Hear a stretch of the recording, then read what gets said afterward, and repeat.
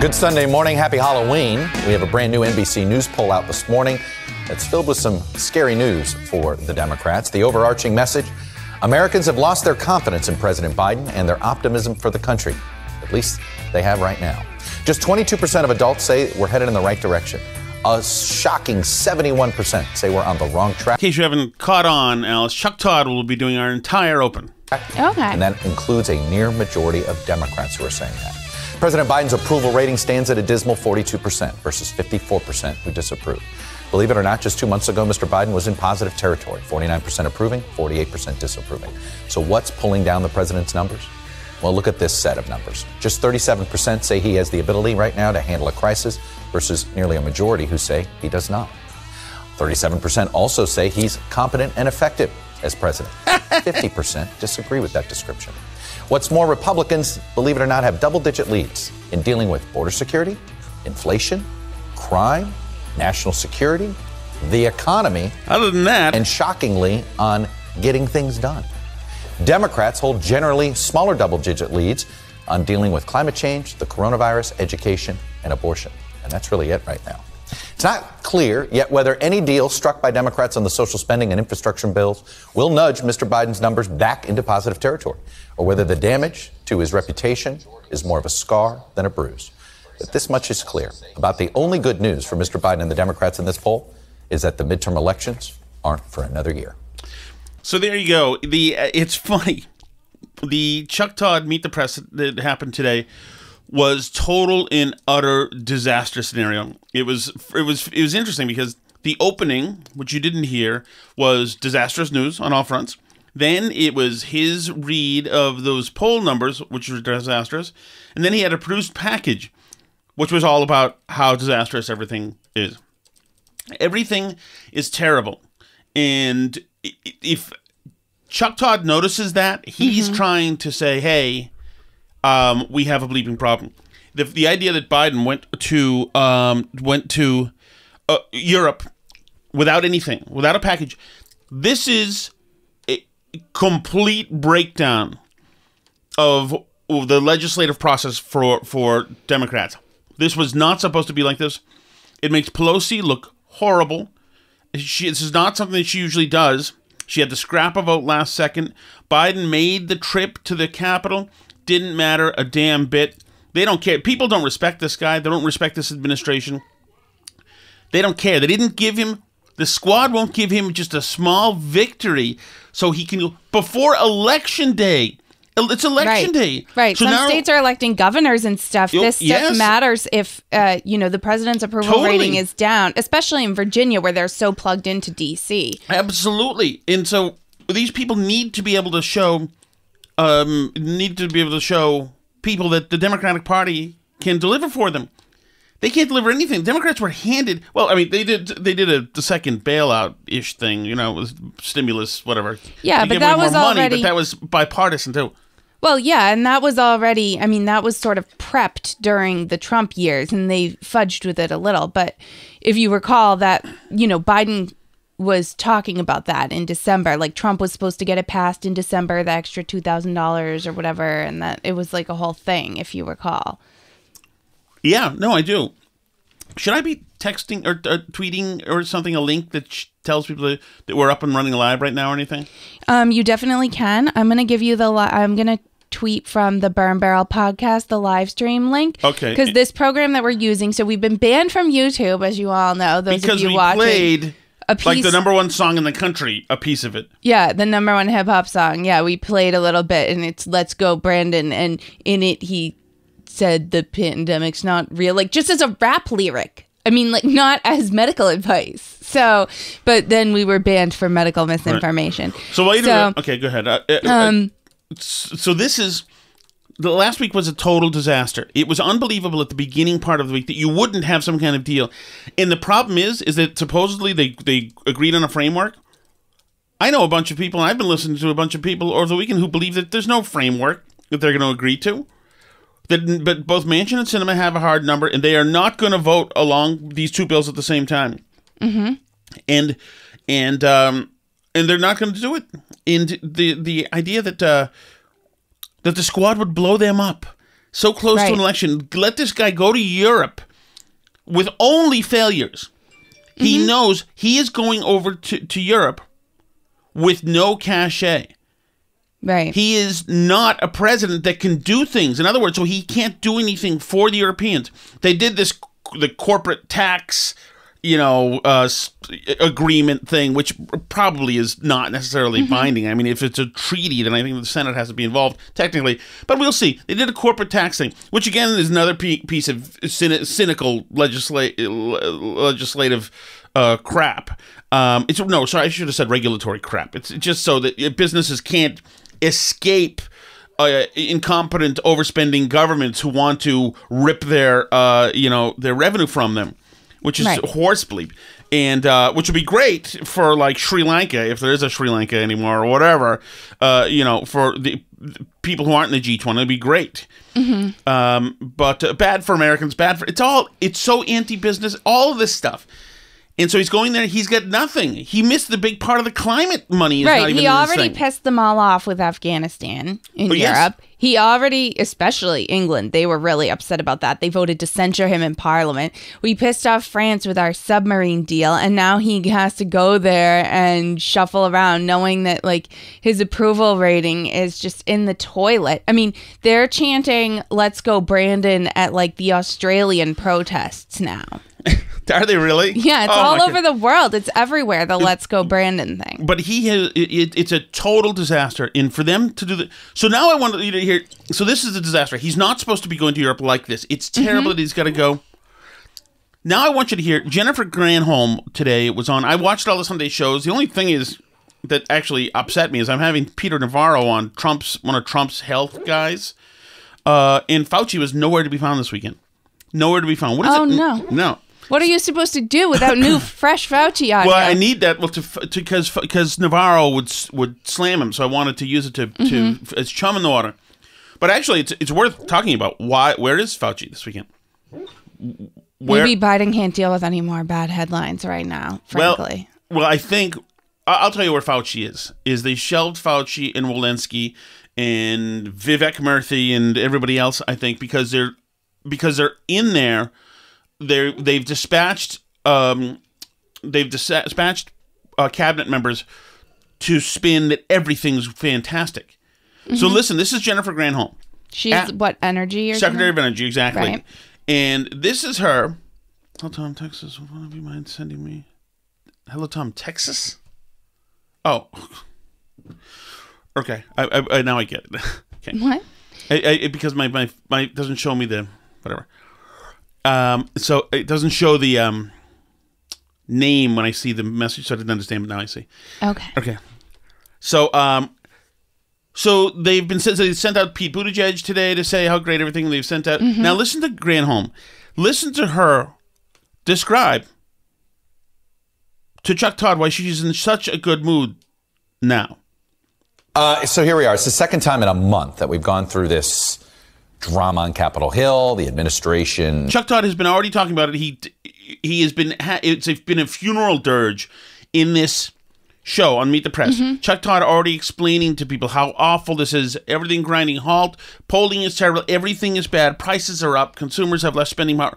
Everything bad in the world has happened. And we have Jennifer Granholm. But so just so you know what his mood is like compared to hers. Now, here she is. Ended up balking again with progressives. He goes to Capitol Hill, delays his trip, and he didn't get the infrastructure bill. What happened? What happened is that the progressives came out unanimously supporting what was in the framework. They just had to see it. They had to look at the language, which was released on Friday. Is that what happened? Yeah, no, that's not what happened. They were supposed to vote on the bipartisan bill on Friday, and they refused to because they said until they had the other bill to vote on, they weren't doing anything. Right. Which, that bill doesn't exist yet still. They have the framework, quote unquote, which means they've like agreed to the things that should be in there, but there's no bill to vote on yet. And this is an audacious move for them to suggest. This is, like we've told you, this is the gaslighting administration. This is out of whole cloth. This is legitimate third world style propagandizing. They are trying to tell you that things are wonderful, a big victory just happened, and you should be feeling it. This is nuts. Yeah, Now, the bill's not passed until it's passed, guys. That's it. There's no, we are in such a good place right now. Like, you have to prove that you can get this bill passed because they've tried to pass the bipartisan bill now so many times, and the progressives have been blocking it. What happened John on the live stream points out that it's all Democrats causing the problems because there's no Republicans here to blame. They don't have to have Republicans on board for this. And in fact, they have 10 Republicans on board for the bipartisan bill. They just can't get the squad on board. So, and he points out also how they take the first things they take out are all the things that like Republicans would be on board with, like free community college or like, you know, helping families with like parental support, child tax credits, things like that. I mean, that's stuff you could get Republicans on board with some of those things. And that's the first things they turn to take out. So it's just total garbage when they're done with it. But even bigger than the X's and O's of what's happening, you're right, is the idea that they're trying to spin this as all things are great. Meanwhile, the things are great strategy is not working. As polls continue to show, this guy Cratered, worse and worse. They have gaslit from day one, saying things are great. They've been called out on it, and they continue to say things are great. Things are great. Meanwhile, breaking everything and gaslighting. The fact that nobody at all has decided, hey, why don't we pivot from this and try to work on some other messaging? Maybe you remember after the midterms with Obama in 2010 when they swept the Democrats out? Obama said, we got shellacked, which is at least an acknowledgement to the country. Right. That you see what happened and you know why it happened, right? A lot of progressives tried to say back then that, oh, we didn't go far enough, but he got the message. Yeah, you know? Obamacare is just not popular because it's not totally universal health care. But for her to Granholm to go out there, still, the inability to pivot at all. Meanwhile, people are hurting more. I just got done, I've been, you know how some people doctor shop, what's it called? When you go try to get one prescription from one doctor and then go to the next, whatever that's called. I've been popping from market basket to market basket to try to game the system. I'll tell you about it later. Is this about the ranch bacon? Oh, how did you know? Because you've been talking about the ranch bacon and trying to stock up on it. Oh yeah, well we had an issue today. So anyway, I've been noticing, and it's like almost everything that I've been buying in the last couple of years, chicken thighs, you know, to hot dogs, to whatever it is, almost everything is just about twice as expensive now. Almost everything, and the stuff that's not is still more. Everything is more expensive. Everything is. It's crazy expensive, and there's way less of it on the shelf. Oh yes, I mean, Alice, I got toilet paper for the family. They had one of those big bastards left. I got it. That one left. It is. It's crazy. It's not, and it's crazy because, you know, these things happen like with the pandemic where everybody was like shopping like crazy and they were like, oh, it's not really problems. It's just that everybody, remember Charlie Baker lectured us all that we all bought too much at once? He's like, you don't need to buy a month's worth. The stores are going to stay open. No problem. No need to stock up. The problem is everybody just stocked up at the same time. That's why. And then that's not what happened. It wasn't people stockpiling or anything else. We legitimately broke the supply chain. And you made accommodations for. Do we still have stuff? Oh yeah, we still have a prepper basement. Yeah, oh good, for sure. Thank God. So we're not going to starve. Thank God, I gotta buy up all the clams. That's the only thing that's actually. There's no clams in our basement. That I did not think of when I was doing my prepping. I've never seen so many clams in my life. I don't know. It's wonderful. It's a bounty. I'm on an all clam diet because I'm the clam man. You know that, Alice. You're the clam man and the ranch bacon man. Well, you can tell people now because the price has gone up. That's now $6, $5 per. Yeah. Right. But that's what it was when I bought them. You had found them on a special for $2 for $5. $2 for $3. Was it $2 for $3? Yes. I was amazed when I saw it on the packaging. Oh, well, I got them again, and I had to haggle with the manager. So what happened was they were just about to make the prices go up because I went to the next market basket, and the prices are up to $5 or whatever now per. But this one market basket hadn't changed the sign yet. Oh. But I didn't know. But I said the sign says this. It was like so I bought them, and then I got the manager over, and she said no, it's $5 each. No. It was kind of like Tom Brady, when he snaps the ball when there's too many players in the field on the other side to get a technicality penalty. So I get the technicality. Anyway, we get 4 of them now. All right. So here's more Granholm, and this is what they're going with. And now he can go to COP, to Glasgow, and say that he has 100% unanimity in the Democratic caucus in the House. And that is really bringing people together over this agenda. Oh, I mean, if the squad were confident that there was unanimity, then would they have blocked the bill? I mean, somebody doesn't think the bill's really going to pass because the squad apparently doesn't think it's going to pass. Because if they were confident that bill were going to come forward as it is, they would have voted for the other one. Well, that's a great point. And also, if they've got 100% unanimity, well, there's still one more day, full day before Election Day. Mm-hmm. Have a vote Monday. Just, it's an easy layup, right? But they're not going to. So I think it's really, if you had told me, Chuck, that we would be arguing about when exactly the vote was going to happen or what the sequence was rather than what's in it, I would have been surprised. But here we are. So. Yeah, but the sequence is not it's not insignificant. I want to put up something. Abigail Spanberger, she's a member of Congress in a swing district in Virginia, which has got some elections that people are a little concerned about on the Democratic side.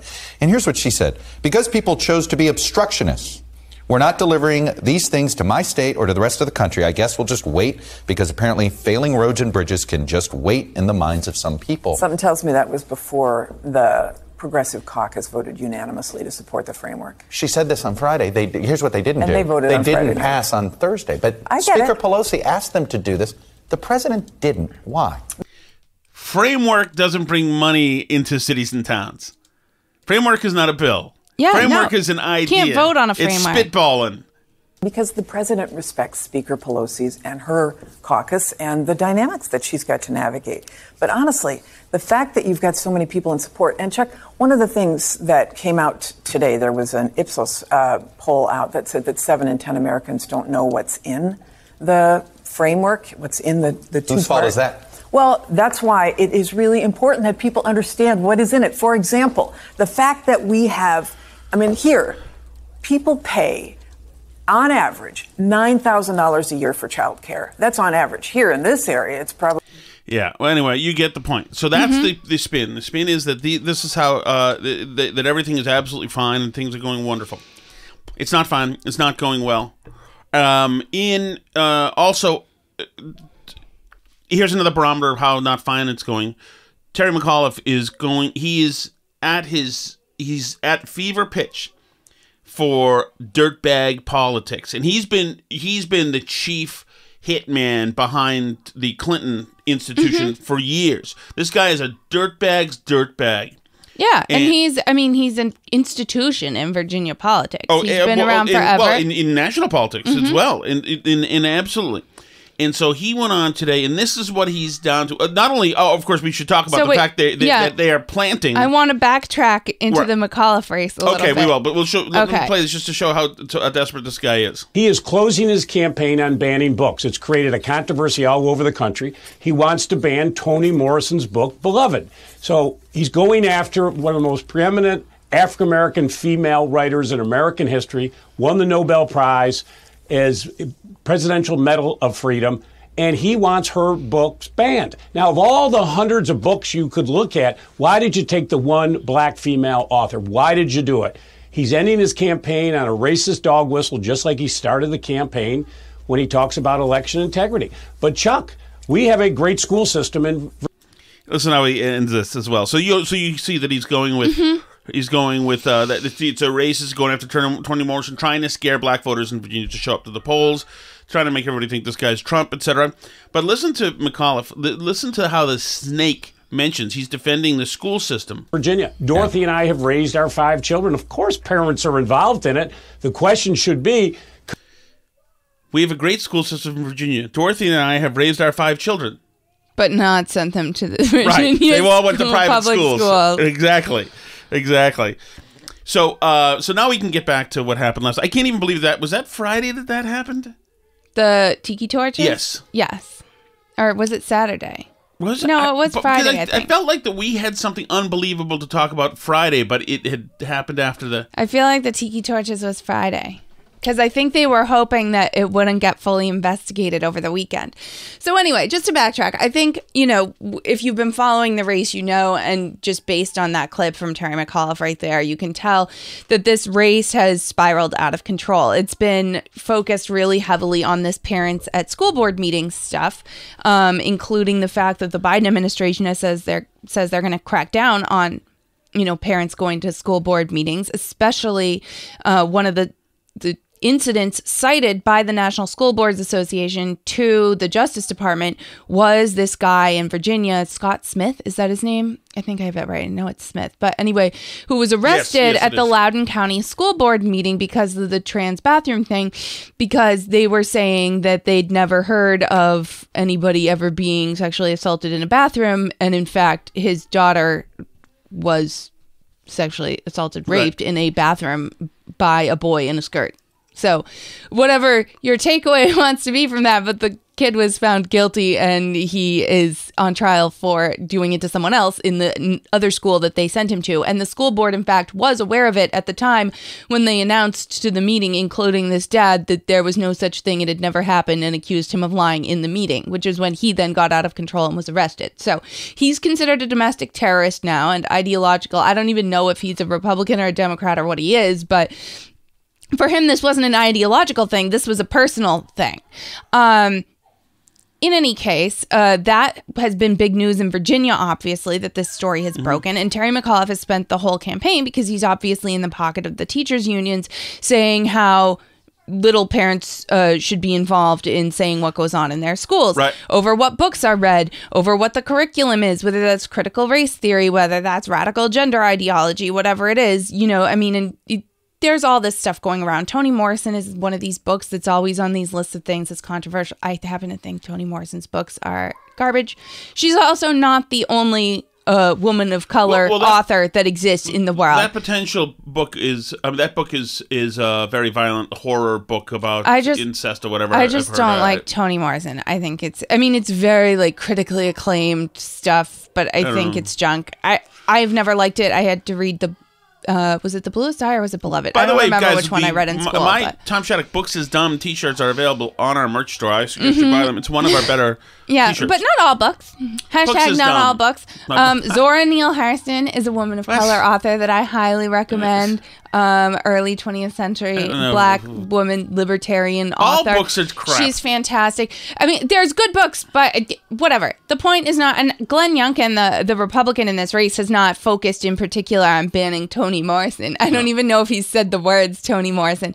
But there has been a focus on critical race theory and on giving parents control over their school boards and over what happens in their school districts, which is a popular position, and Terry McAuliffe is trying to paint this as a racist dog whistle or whatever he is, and the race is not going well. All the major polls have it much, much closer than it was ever supposed to be.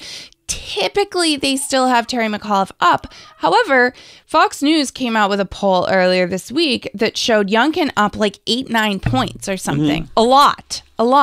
And it would not surprise me if the McAuliffe campaign is seeing something like this in some of their internal polling, too. Fox News' polling has been favorable to Democrats. And has been pretty good. So, and it's not clear. Things have changed very quickly in this race. So it's really not clear, where the race stands right at this moment. Just like Joe Biden's approval rating, it's worse every time they do a new poll. The latest poll had McAuliffe up a point, but that's... Yeah, so a lot of the polls will have him up a point or tied or whatever, but... It was never supposed to be that close. No. Virginia was supposed to be an unwinnable race for Republicans. Biden won Virginia by 10. I mean, yeah, and... Obama won Virginia. Has Trump ever won Virginia? I don't even think he has. No. It was close in 2016, but I think he didn't ultimately win Virginia in 2016. I'd have to check and see if that's right, but I think that's true. He didn't. It's not it's not supposed to be a state that's supposed to go to Republicans, and this school board issue has so intensified the race that it's much, much closer than it was ever supposed to be. And I think certainly the Biden screw-ups are intensifying that sentiment, because there's a sense that Democrats are incompetent and can't get anything done. Not just that, but the school board issue is such an important cultural issue Biden's attorney general has waged war on the parents. Right. Meanwhile, pile on that the media was essentially saying that this girl who was raped in the bathroom had it coming because they'd already hooked up before. So, I mean, all this ugliness is just fuel on the fire for these voters who are saying F you. And the only way the loudest way they can say F you right now is Tuesday. Right. So, and John on the live stream is asking, do you think the Virginia governor's race is a bellwether or it's an aberration? But I mean, I would say that this was supposed to be an easy race for Democrats to win. And if Glenn Youngkin somehow pulls this off and wins the governorship of Virginia, I mean, even if it's close, that's a really bad sign for Biden and the Democrats in the upcoming midterms. It's definitely a bellwether, and McAuliffe didn't want Biden there. Biden visited him last week. The only reason Biden visited him is because it's 36 miles away, and it would look terrible if for some reason this guy didn't want the president who lives down the street to be visiting him. But it's been terrible. He had Kamala there. I know you're talking about the story, but just here's a little bit of the energy of the campaign. Tell everybody you know to vote tomorrow. Nothing like saying, you want to meet me tomorrow?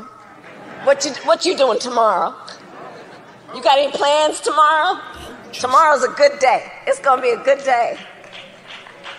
Yeah. But the point is... Yeah, the point is... She's such a disaster. She's not even going to see Biden. The reporting on that's been there's been such a spat between staying the heck away from him. Yes, she's ticked off. That incompetent is ticked off. That everything she's worked for all these years is being tarnished because of him. Because this oaf at the top is so incompetent. If she's ashamed of him, that's not good. Well, yeah, I mean, it cuts both ways with the two of them because they both are. I mean, it doesn't surprise me that they hit it off and liked each other when they met up and he decided to make her his running mate because they're both just purely political animals. Oh, yeah. For her to say that guy using the busing issue harmed her as a small girl of color. That little girl was me. Right. Exactly. So let's get back to Terry McAuliffe. Yeah. So Friday, a reporter breathlessly reported that at a Glenn Youngkin campaign stop had showed up a group of people wearing the supposed neo-Nazi uniform from Charlottesville, the white shirts and the khaki pants and the tiki torches, and they showed up at this campaign stop all with hats pulled down low and big sunglasses and their white shirts and their tiki torches, saying things loudly about how they were all in for Glenn. So immediately, every progressive activist in Virginia, every campaign person, every person was saying immediately that Glenn Youngkin had to denounce this, that dressing up as Charlottesville, in which a young lady lost her life and which was populated by evil racists, that he had to immediately denounce this, separate himself from these people who were associating themselves with his campaign, that he was responsible for this with his racist rhetoric, that of course the neo-Nazis would think that they were welcomed by his campaign because his campaign has been such a racist dog whistle from start to finish. Obviously, they would notice that and mobilize and come to the aid of his campaign. The reporter who reported on this didn't obviously go ask the people who they were or what organization they were affiliated with, or what have a critical eye about what their plan was. Seems like an odd bit of campaigning by the Youngkin team. Seems weird. It doesn't seem like the first thing you go to when you're waging this like family-friendly campaign of like, let's give the control back to the parents and the families in Virginia and not, let the divisive politics seep into our schools and things like that. It seems like not the move you would make to recall a huge violent rally from both sides that resulted in somebody losing her life in fighting in the street. And to most of us who have been around for at least the last 5 years now, you see this and you say this is exactly as feasible as the Smollett thing with the tiny string noose. Well, right. And is Subway and saying MAGA at 2 o'clock in the morning in Chicago. And all that other stuff. So immediately, I don't know if I was talking to you or whatever. Immediately when I saw it, I said, "Oh, well, that's obviously absolutely fake." And it was funny. And you thought the same. Anybody with a sentient thought process would say that's absolutely fake. And it was. No, this is coffee. It's grown-up stuff. Is this water? No, that's a cold brew. Here, can you go with Sally? No, don't touch those wires, please. Nope. Okay, he just pulled out the sound. Okay. Can you not? Can you go downstairs? Can you go downstairs, possibly? Sally, James. Can you go downstairs? I just Hello. What do you need in here? Hello.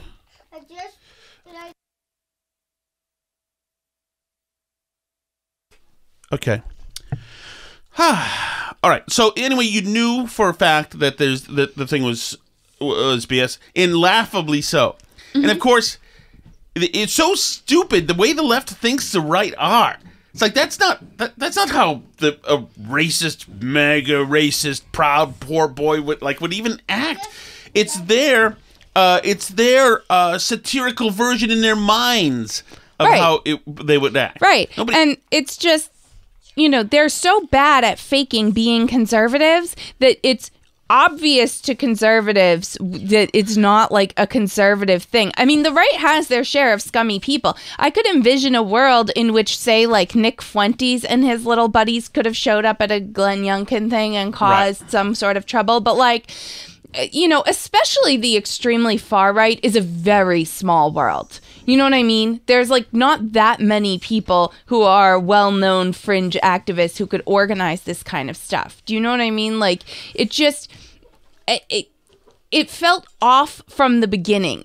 And you knew immediately upon looking at it that you were going to be able to identify some of these people, whether they were right-wing or left-wing or whatever, because that world of right-wing people is so small that, like, you would be able to figure out who they were if they were right-wing people. Like, you would know if they're Nick Fuentes or Lee Alexander or Milo Yiannopoulos. Like, you would recognize some of them because there's just not that many people. There's only so many neo-Nazis and, like, neo-Nazi-adjacent people in America. There's just not that many. So there's about, like, 50. And very few of them are black.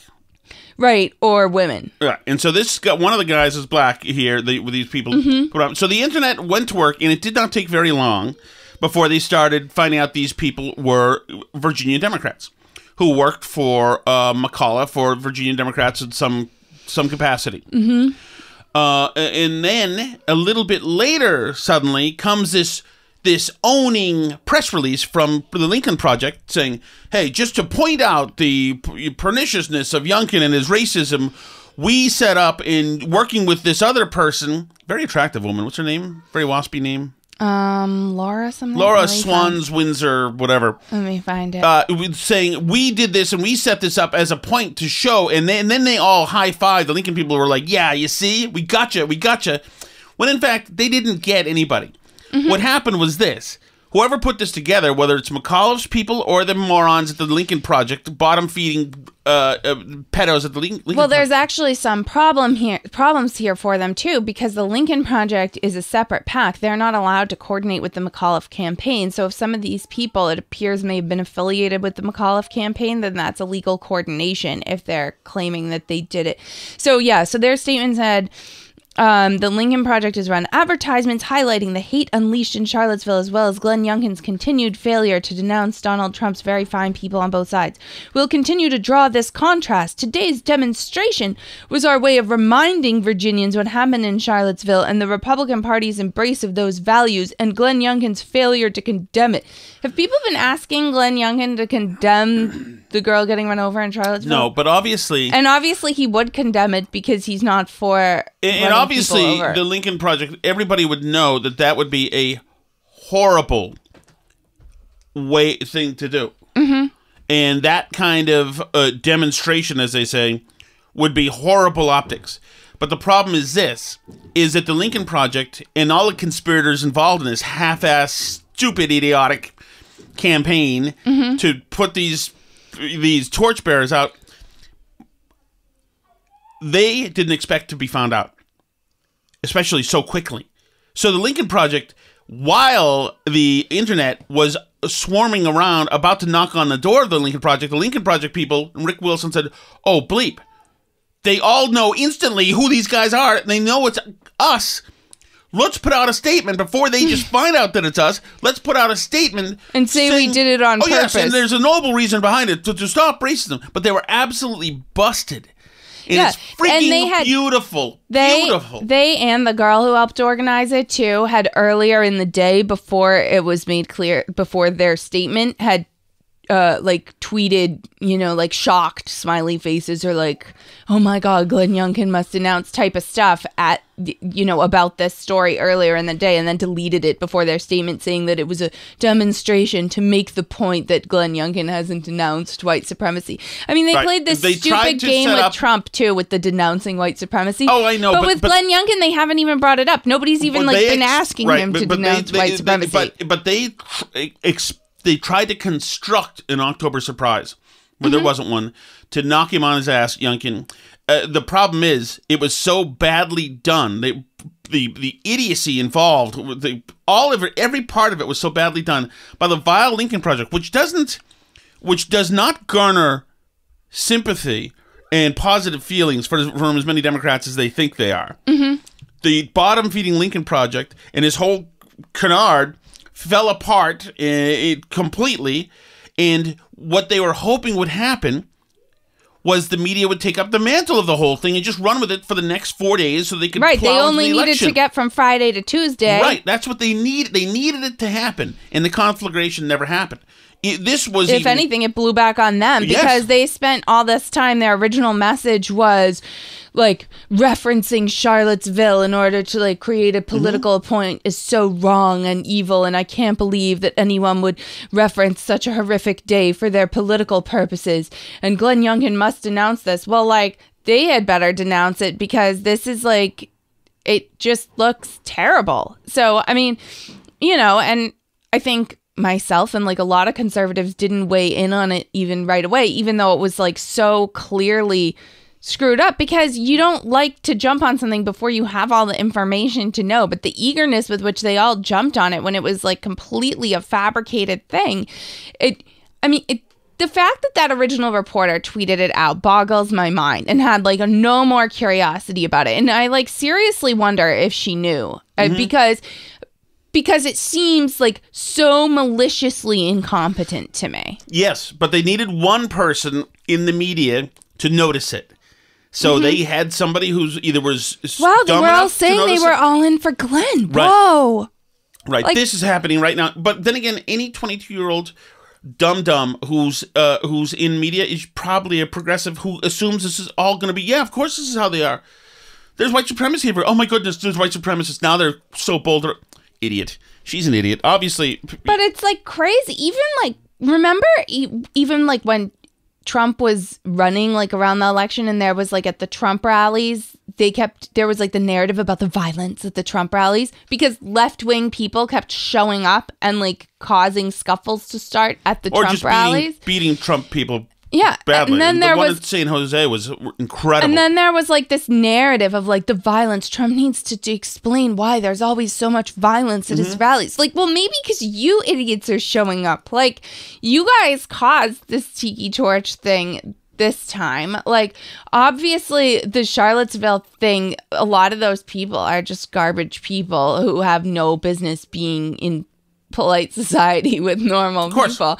But like, you know, left-wing rioters also showed up there and also caused problems and started confrontations at that event. You know, like, I mean, the whole framing of the Charlottesville is BS. It's just BS. And Trump's handling of it was great, as a matter of fact. Yeah. And his presser was fantastic. And he didn't call neo-Nazis fine people. Oh, well, he didn't. So. Like, I don't know. But the whole thing is just so ridiculous and insane that it, you know, people wonder why the right thinks that the media doesn't like them. It's things like this, because this could easily, I mean, like, thank God for the internet, because 10 years ago, this probably would have worked. It would have taken longer to figure out who the people were, and we would have gone into Tuesday still thinking... If there were a national press, by the way, all of these people, there would be an expose on each of these people who are trying to foster a racist incident You know, Right. that is remarkable that there isn't. It's craziness. And also, it absolutely goes to when Chuck Todd and they all complain about, and they believe the big lie again. It absolutely goes to, you've literally just hired crisis actors to hang out in front of a bus. Are you helping the credibility of institutions in media, or are you hurting it? Right, like, exactly. And then, you know, it just feeds into the whole narrative of like, you know, take the Capitol stuff, right? Like, well, first of all, there's a lot of questions about, you know, FBI actors being a part of the Capitol stuff. But like, you also wonder, like, were some of these people left-wing instigators? Like, who knows? Clearly that one video, the guy who was taking the video of Ashley Babbitt who got shot was clearly had connections to some left-wing cause, considered himself to be like a left-wing guy. It's very, very unclear. And the fact that they would deliberately add to the confusion and muddy the waters of, you know, of faking, you know, there's so few racist demonstrators that they have to fake the racist demonstrators. It just tells you everything you need to know about how many actual racist demonstrators there are around, and it takes away credibility from like if and when anything does happen. Just like the Jussie Smollett thing, right? Like the fact that he goes out and does that is damaging to anybody who's actually the target of a real hate crime. Right. Well, Democrats in Alabama also tried this in 2018. They put a bunch of nooses up. Democrats, and then they were making the point that their campaign is like nooses. So what it does also for McAuliffe, I think, is it makes him look craven, desperate, and he looks like the mean guy. Right. You know, he looks like the bad guy here. If you're somebody who votes on the person, that's ugly. That's So ugly. has he come out with any statement talking about this I don't at think so. all? I haven't looked, but I'll check that out. But I don't know. It's interesting because this stuff is like such a hustle. I mean, obviously, this is like why the Lincoln Project exists, is to like do stupid stuff like this. But you know, the other hustlers on this topic, like they all do it. You know, this like race stuff. It's all like they have to invent it all. And it's like, and it's so commonplace that it's never called out by media. Except when somebody in the right tries to do it, and then it's, oh my God! In Connecticut, the state almost shut down when she said that the mask mandates reminded her of Nazism. Essentially, is a Republican representative. Meanwhile, the left can go around talking about the big lie, left and right. It's ridiculous. All right, I wanted to hit some of this Blinken stuff. He was on. Unless do you want to? Oh well, I was going to talk about the Ibram Kendi thing. Okay, go ahead, please. Because that's another grifter that got in trouble this week. So so Ibram Kendi was tweeting this week about, you know, white people going to college. People of who he is, please. Ibram Kendi defined racism for us a while back. Well, tell people who he really is. He's a professor at like BU or whatever. And his He's claim like a to fame. critical race theory guy. Or he made the case for reparations. Is that him? No, that's Ta-Nehisi Coates. Who? What do you mean? What's his claim to fame? He's anti-racism, right? Yeah. Okay, so that's his thing. His CRT thing is anti-racism. Whereas Nicole Wallace. Nicole Hannah-Jones. She's 1619. Ta-Nehisi Coates is reparations. This guy is, it's not good enough just to be against racist. You have to be anti-racist, which means you have to be a woke activist, etc. And he's gotten millions of dollars from Boston University now, and he's another one of these grifters who's made a lot of money. And as you said, he famously answered this question like this. You talked about the importance of defining racism. But I, unless I missed it, which is possible, I didn't hear your personal definition. Is there one that you would offer us? Like, how do you define racism? Sure. So racism, I would define it as a collection of racist policies that lead to racial inequity that are substantiated by racist ideas. So you can't say that and be somebody paid to be at an appearance. You can't have that as your answer. So you pay somebody Especially like racism is your number one topic of expertise, exactly. And you don't even know what it's called. Yes, what it is. You're paid to impart wisdom to people, and you're unable to. Sure. A collection of racist policies. No, we don't need it slower. We need it to make sense. We need another level of explanation. That lead to racial inequity that are substantiated by racist ideas. And anti-racism is pretty simple, using the same terms. Anti-racism is a collection of anti-racist policies leading to racial, anybody want to take a guess? Equity that are substantiated by anti-racist ideas. The problem for him is, though, is that what do you learn if you take his class? the only like working functional definitions of racism are things that would not work for all the things that they call racism. Right? Like, if you defined racism as like discrimination against people because of the color of their skin or something, then they'd be out of racism. So they can't have it be that, because that would be a problem. Any definition of racism that actually bears a resemblance to what you think of as racism would not, cover the topics they need covered. So that would cause a problem for them. But anyway, he was tweeting about systemic racism this weekend, as one does, on Friday also, actually, I believe. And he tweeted this article from The Hill that found that more than a third of white college students lie about their race on college applications. And half of those applicants lied about being Native American. More than 3/4 of the students who lied about their race were accepted. Now, first of all, I question these statistics, because if a third of white students lied and a half of those, so that's a sixth of white students, that's like, 18% lied about being Native American, or 16% or whatever, lied that they're Native American, and 3/4 of those got in. Wouldn't that mean that like 10% of college students would be claiming to be Native American? Like 10% of white kids? I guess so. I don't know. It seems like an oddly high statistic to me. Like, I don't think college classes are like 10% Native American. That seems high. But anyway. So a bunch of people then pointed out to him that this isn't exactly evidence of systemic racism. If anything, it's the opposite, because it seems like it's advantageous to people to claim to be people of color and not advantageous to people to claim to be white. Which, if there were systemic advantages to being white, you would think people would try and pass as white. Right. Like, I'd be willing this to is give showing that this points to the institution, the educational institution, academia, is happily diverse.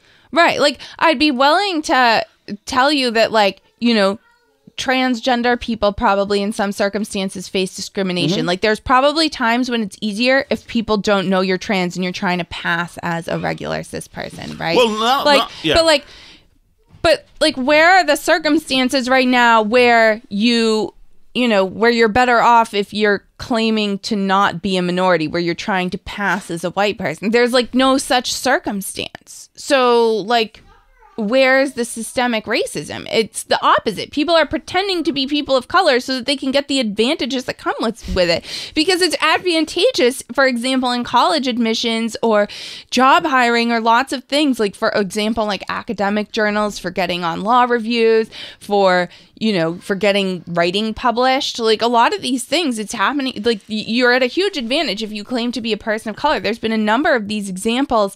There's just one is the senior senator from Massachusetts. Yeah, one's a senior senator from Massachusetts. But also, I mean, there was a scandal a few years ago with a young man that published poetry claiming to be an Asian, and he got published everywhere, and then it turned out he was a white guy.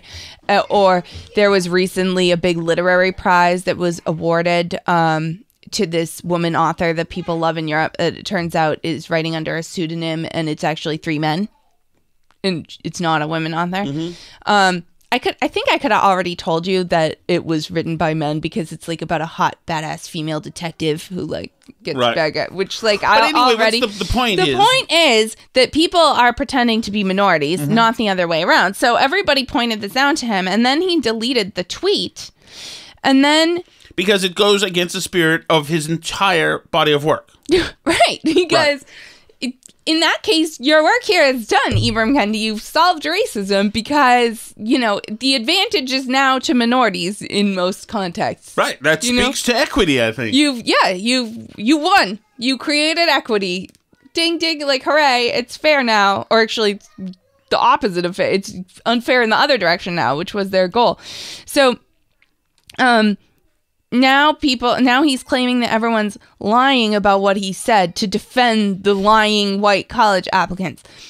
I don't recommend lying on your college applications. It's not a life path. I absolutely a life do. path I endorse. But I don't lie think on every application. most Take people are Tom's not advice. Most people are not defending white students lying on their college applications. Most people are just pointing out that the fact that they are means that there is this structural advantage. Right. And so what he says then is, here's their tortured line of thinking. When white applicants think they have an advantage by lying about being a person of color, then that means they do have an advantage, which then means that structural racism doesn't exist. Okay, well, the article you tweeted and what you tweeted out said that 3/4 of the students who lied got accepted. Is that a standard college acceptance rate? Because I don't think that it is. So anyway, he stepped in it, is the thing. And now he feels embarrassed about it. Now he's calling everybody a racist and saying he's being attacked for being racist and racist. Everyone's racist. Right, exactly. So now I don't, okay. So he's not smart, and that's fine, okay? He is, there are a lot of people in this movement who aren't smart. And he's one of them. The woman who wrote White for Fragility, what's her name? Robin DiAngelo. Robin DiAngelo, she's not very smart. And Colin Kaepernick may be the dumbest human being to have ever lived on this planet. He's doing a new Netflix series, and listen to this promo. It's all about the NFL, where they're showing players now and equate the players, all black players, to slaves. What they don't want you to understand is what's being established is a power dynamic. In other words, the coaches and the owners have the authority over the black players. Now they're comparing them to the combine, the training camp for tryouts, etc., to a slave auction where they're checking out the slaves, etc., and checking out their performance, etc. Before they put you on the field, teams poke, prod, and examine you, searching for any defect. Like they did with the slaves from the slave trade. No boundary respected. No dignity left intact.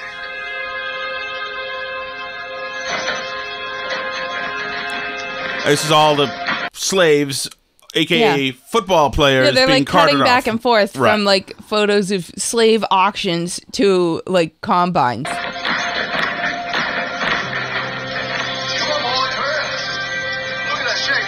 There's the racist owners, managers.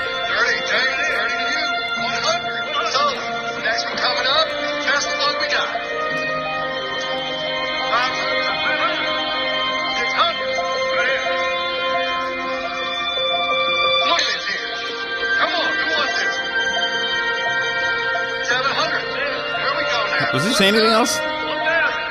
I think he does towards the end, but I'm not sure. Okay. There's only 15. Anyway. There's only 10 more seconds left. I hope the NFL is happy. They indulged this. I guess not. I guess it doesn't say anything else. Yeah, but the NFL asked for this. Right. They indulged this moron behavior, and now he's calling them slavery. So which is. He tried pretty hard to be in the NFL for somebody who thinks it's the same as slavery. But, I would think that would be a pretty offensive comparison. Well, I would say so also. And I would say the only thing that's most offensive about it is how effing stupid he is. This guy it's so stupid. I believe, if I'm not right, let me know. Is Tom Brady in the NFL? Yeah. Till last year, Julian Edelman was in the NFL. Gronk is in the NFL. Gronk is in the NFL. That's right. Aaron Rodgers is in the NFL. Drew Brees just resigned, but was in the NFL. The NFL has all sorts of colors. Plenty of white people are slaves in the NFL as well.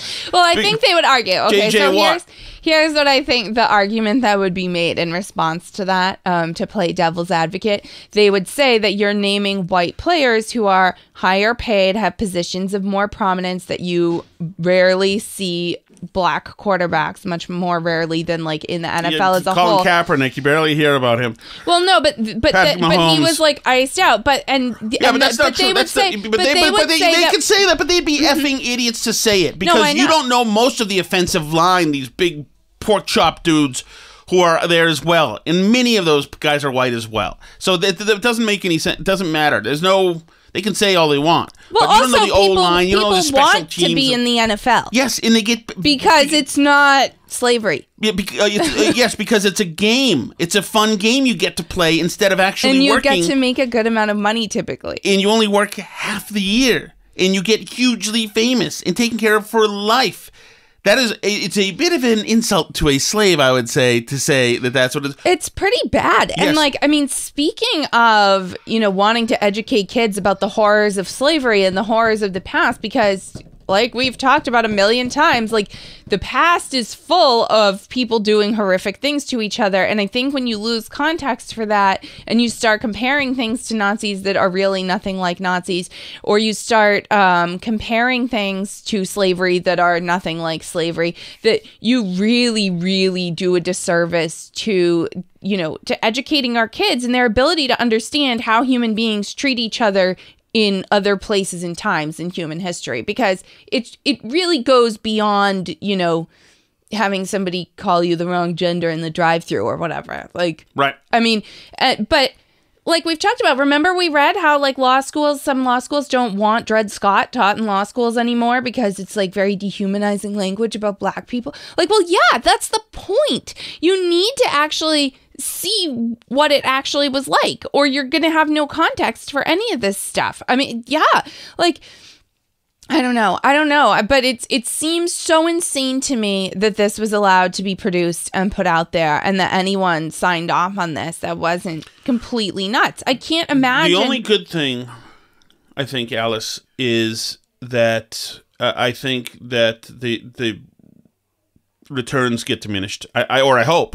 But then again, who knows? Look at last year. Last year was a year full of video.